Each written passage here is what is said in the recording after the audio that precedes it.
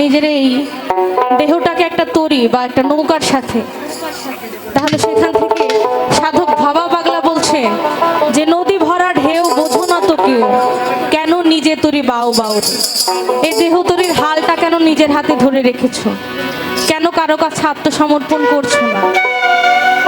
যখন এই যে তরি বাইতে বাইতে যখন বুঝেছি যে তরি তো ভেঙে গেছে, আমার দ্বারা তো আর ওই পারে যাওয়া সম্ভব না, ওই তখন গিয়ে গুরুর শরণাপন্ন হয়ে বলছি আমি না জানিয়া পাড়ি দিয়া নদীর মাঝখানে ডুবাই ভরা। এখন না জানি ভাব নদীর কেমন হয়। মানে আমরা ঠেলায় না পড়লে আসলে স্মরণ করতে শিখিনি। যখন ব্যথা পাই তখন মা গো, ব্যথা পাওয়ার আগে পর্যন্ত মা যে ডেকে পাগল হয়ে যাচ্ছে, মাকে সাড়া দেওয়ার নাম নেই। ওই রকমই আমরা।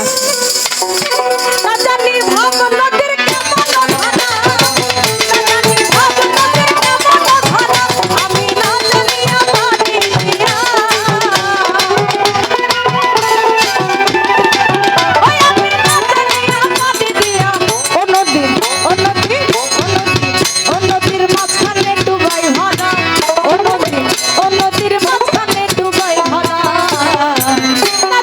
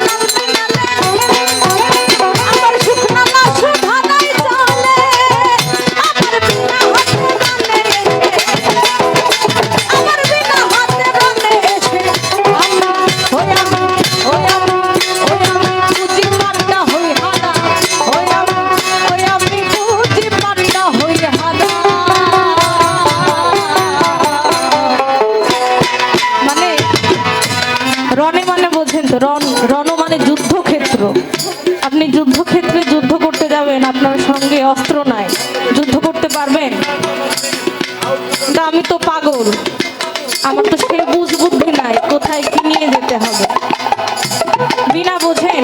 মা সরস্বতীকে বলে মাতা বীণা পানি। বীণা মানে সঙ্গীতের একটা যন্ত্র, যেটা তানপুরার মতো খানিকটা দেখতে। বীণা হাতে রনে এসে আমি পুঁজিপাটটা হয়ে যাবে। বীণা হাতে করে যুদ্ধক্ষেত্রে গেলে কি যুদ্ধ হবে আমার দ্বারা? তাই বলছে আমি তো এরকম বোকা, এমন আমি ভোলা। আবার বীণা হাতে রনে এসে, আবার বীণা হাতে রনে এসে পুঁজিপাটটা হই হানা। ভোলা মন, ভোলা মন, ভোলা মন, ও পাগল পুঁজিপাটটা হই হানা। না জানি ভাব নবীর কেমন হানা, না জানি ভাব নবীর কেমন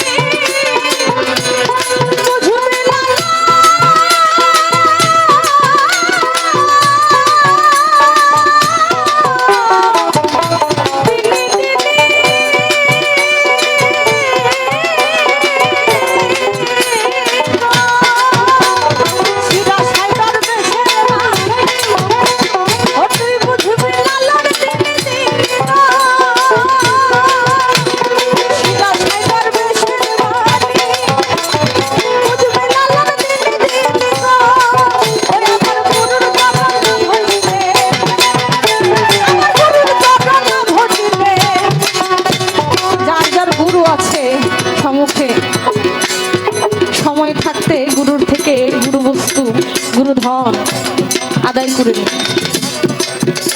চলে গেলে তখন হাহুতাশ করে লাভ হবে না।